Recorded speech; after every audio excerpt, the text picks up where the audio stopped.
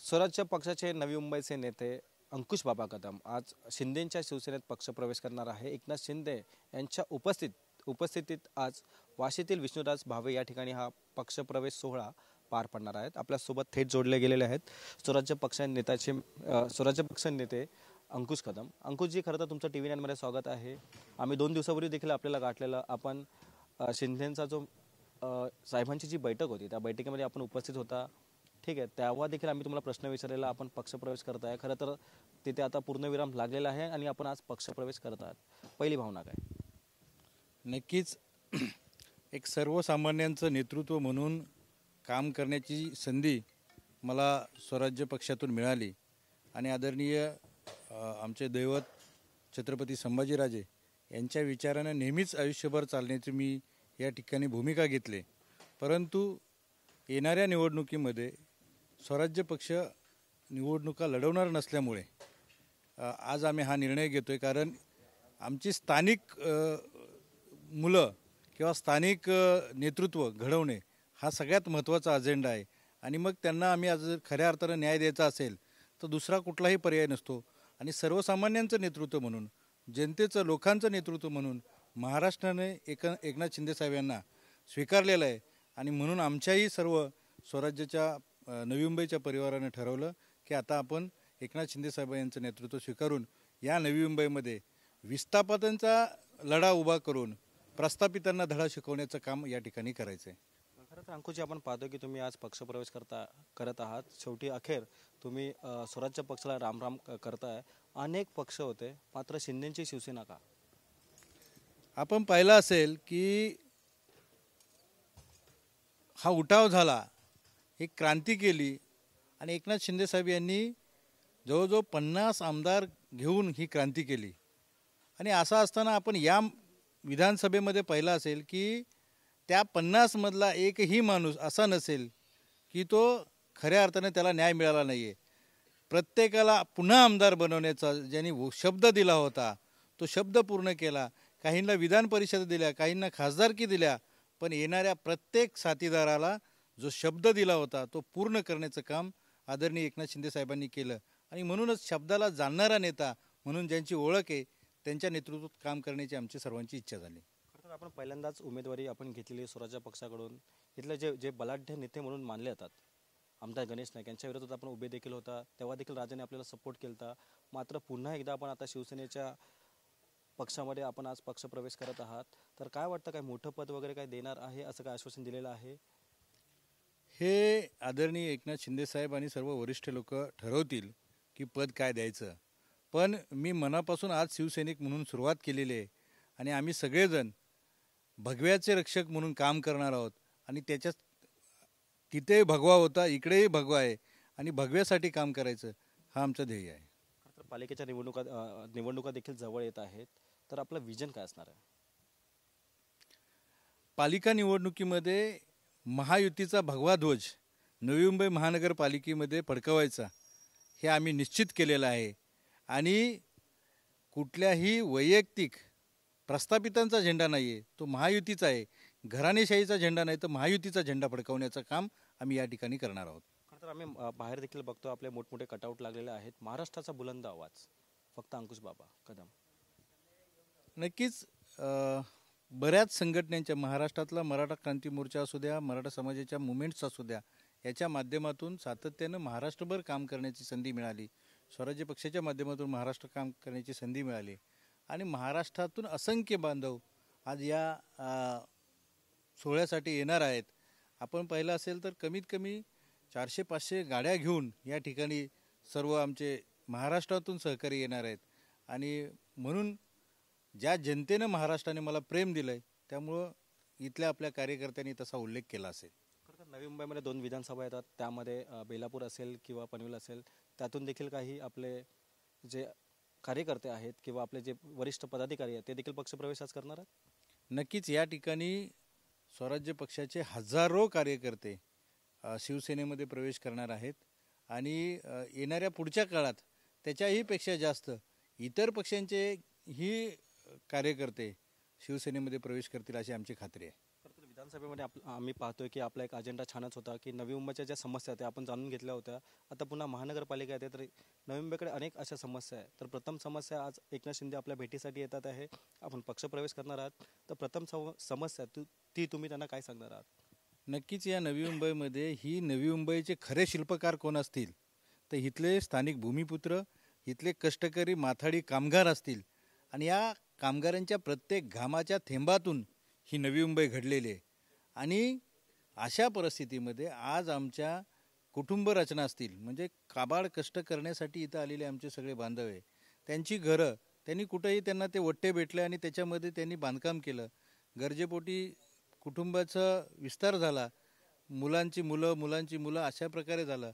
आणि आमच्या त्या एरियामध्येच आम्ही पुन्हा मजले चढवायला चालू केलं. आम्ही कुठेही अतिक्रमण केलं नाही. असं असतानासुद्धा आदरणीय एकनाथ शिंदेसाहेब यांनी भूमिपुत्रांना न्याय दिला, त्यांची घरं ही कायम करण्यात आली. त्याच पद्धतीनं आमच्या इथल्या माथाडी कष्टकऱ्यांची घरं जी जवळजवळ गरजेपोटी त्या ठिकाणी बांधलेली आहेत, अशा 20,000 कुटुंबांना सिडकोकडून नोटीस आलेले. आम्ही एकनाथ शिंदेसाहेब यांना एकच विनंती करतो की तुम्ही तर खरे तर ह्या लोकांना आज ही जर का कारवाई झाली तर हे अनाथ होतील आणि तुम्ही तर अनाथांचे नाथ आहात. त्यामुळं आमची सगळ्यांची एकच विनंती, ह्या कष्टकरी आणि गोरगरीब जनतेला त्यांचे खरे अनाथांचे नाथ होऊन त्यावरती तुम्ही आपण उपाययोजना करणं गरजेचं, एवढीच आमची विनंती राहील. अंकुशजी, खरं तर आपण आज पक्षप्रवेश करत आहात. कधी कधी असं देखील म्हटलं जातं की गणेश नाईकांचा देखील आपल्याला फोन आला होता, असं देखील बाहेर चर्चा रंगलेल्या आहे. तुम्ही आमच्याकडे या असं म्हटलं जातं ना, की हे खरं का खोटं? असं होणार नाही. कारण मुळात माझा लढा हा कुठल्या व्यक्तीशी नाही आहे, पण माझा लढा हा घराणेशाहीशी आहे. आणि एक विस्थापितांचं नेतृत्व म्हणून मी यापुढे आलेलो आहे. आणि मी कुठल्याही प्रस्थापितांच्या पायदळी कधी जाणार नाही आहे. आणि माझा तो स्वभाव आहे, स्वाभिमानाने लढेन, एकटा लढेन, पण कधीही असं करणार नाही. आणि कोणाचाही फोन आलेला नाही आहे मला. आणि कार्यकर्त्यांचा वगैरे कोणाचा काही? हा, असंख्य आले असे, परंतु त्यांना माहिती आहे. त्यांची भूमिका काय होती? तुम्ही आमच्याकडे या म्हणून होती का? जरी असली तरी त्यांना माहिती आहे की आदरणीय एकनाथ शिंदेसाहेब यांचा विचारांचा कार्यकर्ता मी गेले 10-15 वर्ष काम करतोय. जरी मी स्वराज्य पक्षात असलो तरी माझ्या मातीतला माणूस, माझ्या सह्याद्रीचा सुपुत्र म्हणून एकनाथ शिंदेसाहेब यांच्यावरती माझं प्रचंड प्रेम आहे आणि ते कायम मरेपर्यंत राहील. खरं तर आपण शिंदेच्या शिवसेनेत अर्थात शिवसेनेत पक्षप्रवेश करत आहात. खरं तर सगळ्यात मोठी दहीहंडी नवी मुंबईची ही आपल्या पक्षाची मानली जात होती. आणि आता पुन्हा एकनाथ, तेव्हा देखील दहीहंडीचा सोहळा एकनाथ शिंदेची देखील उपस्थिती होती. मात्र तेव्हाच काय ठरलेलं का गणित, मी पक्षप्रवेश तुम्हाला देणार आहे का तुम्ही तिथे जाणार आहात? असं काही ठरलं नव्हतं. आदरणीय एकनाथ शिंदेसाहेब यांनी जी जी भूमिका दिल्या, ज्या ज्या जबाबदाऱ्या दिल्या, त्या पार पाडण्याचं काम माझ्यासारख्या सर्वसामान्य कार्यकर्त्यानं केलेलं आहे. आणि एकनाथ शिंदे यांची एक वैशिष्ट्य आहे की समाजातल्या होतकरू तरुण, जिगरबाज तरुणांना साथ द्यायची, त्यांना पाठीवरती थाप द्यायची. आणि म्हणूनच त्या ठिकाणी ते आले होते. आणि आजही त्यांना माहिती आहे की एक सर्वसामान्य कुटुंबातून आलेला तरुण जो ह्या प्रस्थापितांना खऱ्या अर्थानं घाम फोडतो, त्याला साथ देण्यासाठी आजही येणार आहे. खरं तर अंकुशजी, आम्ही पाहतोय, मी पण त्यांची बीट सांभाळत होतो, आम्ही पाहतोय की अनेक नवी मुंबईतनं पक्षप्रवेश झालेले आहे. हे पक्षप्रवेश ठाण्यात होतात किंवा वर्षावरती झालेले आहेत. चक्क एकनाथ शिंदे आज आपल्या पक्षप्रवेशासाठी आज नवी मुंबईतील विष्णुदास भावे या ठिकाणी येत आहेत. नक्कीच ही गोष्ट माझ्यासाठी फार अभिमानाची आणि भाग्याची असेल की एवढ्या त्यांच्या महाराष्ट्राच्या व्यापातून माझ्यासारख्या सर्वसामान्य कार्यकर्त्याला न्याय देण्यासाठी इथं येत आहेत. त्यामुळे मी खरोखर मनापासून त्यांचे आभार व्यक्त करतो. आणि मला खात्री आहे त्यांना माझ्यामधला विश्वास माहिती आहे. आणि तो विश्वास सार्थ करून देण्यासाठी आमच्या नवी मुंबईची जेवढी शिवसेनेचे पदाधिकारी ते अतिशय सक्षम, अतिशय मनमिळावू आहेत. आणि म्हणूनच येणाऱ्या नवी मुंबई महानगरपालिकेमध्ये ते नक्कीच काहीतरी जबाबदारी देणार असतील.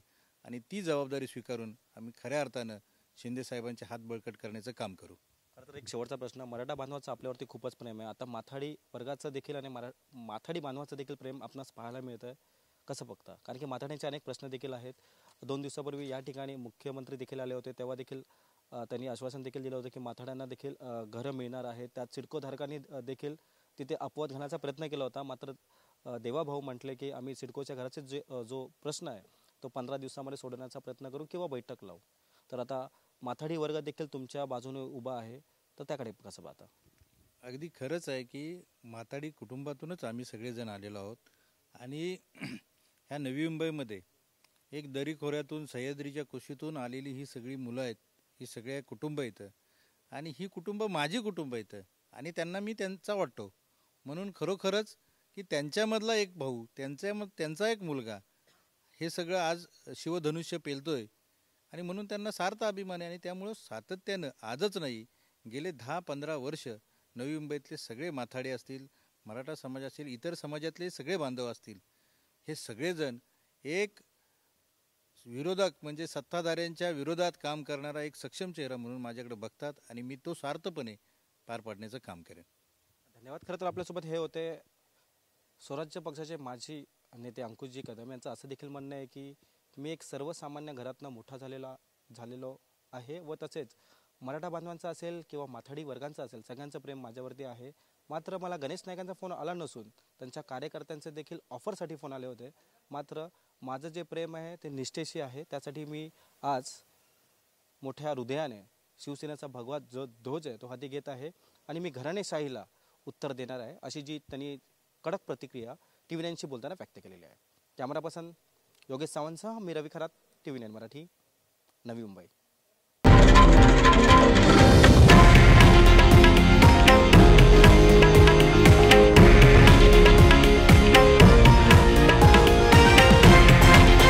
हे आहे देशातील नंबर 1 न्यूज नेटवर्क आणि आपण पाहत आहात TV9 मराठी, एकमेव.